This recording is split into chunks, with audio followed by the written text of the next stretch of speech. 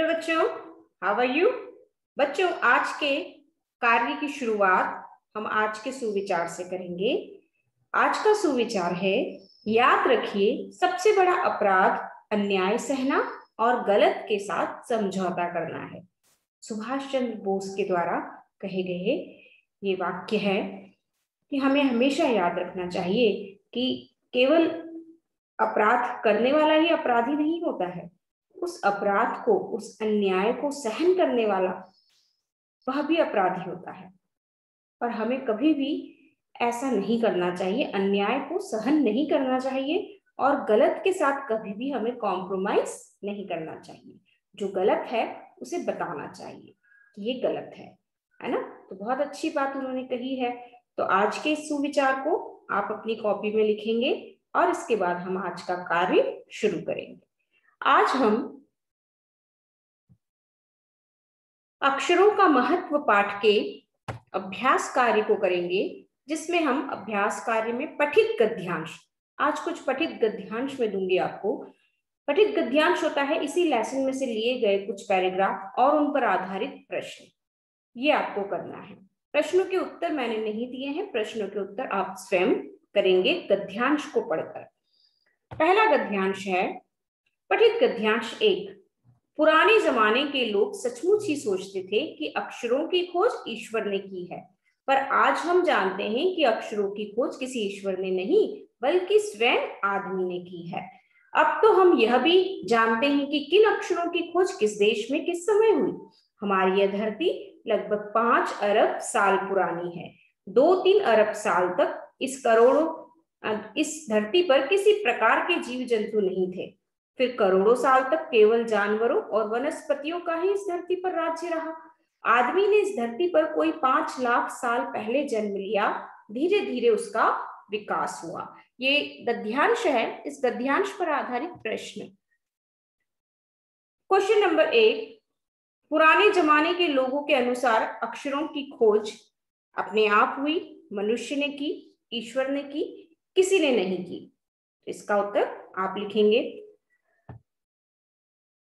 Question number 2, अब हम जान गए हैं कि किन अक्षरों की खोज कब हुई, किन अक्षरों की खोज किस देश में हुई, अक्षर की खोज मनुष्य ने की है, उपयुक्त सभी कथन सत्य है। तो जो सही है वो आपको कर लिखना है। क्वेश्चन नंबर 3, हमारी धरती कितने साल पुरानी है? 5 लाख वर्ष, 5,000 वर्ष, 5 अरब वर्ष, 5 करोड़ वर्ष। ठीक है।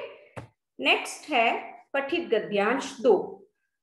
प्रागैतिहासिक मानव ने सबसे पहले चित्रों के जरिए अपने भाव व्यक्त किए, जैसे पशुओं, पक्षियों, आदमियों आदि के चित्र।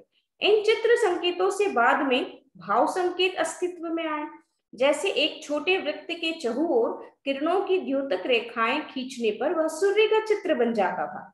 बाद में यही चित्र ताप या धूप का द्योतक बन गया। इस तरह अनेक भाव संकेत अस्तित्व में आए। इस गद्यांश को पढ़कर इन प्रश्नों के उत्तर आपको लिखना है। प्रागैतिहासिक मानव ने सबसे पहले अपने भाव किस प्रकार व्यक्त किए? क्वेश्चन नंबर 1, अक्षरों के द्वारा, संगीत के द्वारा, चित्रों के द्वारा, पेड़ के पत्तों के द्वारा।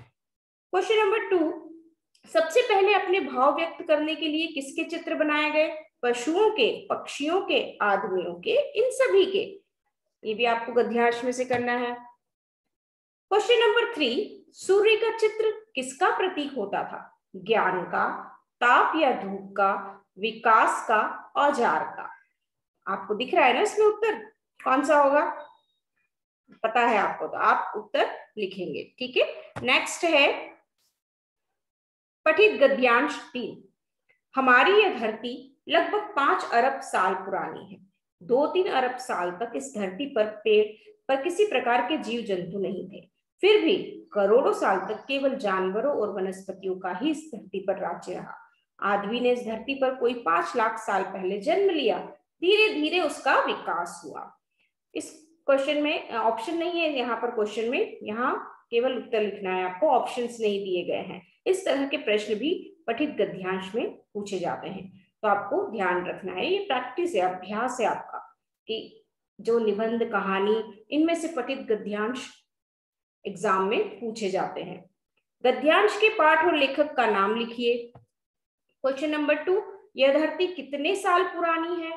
आदमी से पूर्व इस धरती पर किसका राज्य था? आदमी ने इस धरती पर कब जन्म लिया? इन सभी के उत्तर आपको लिखना है।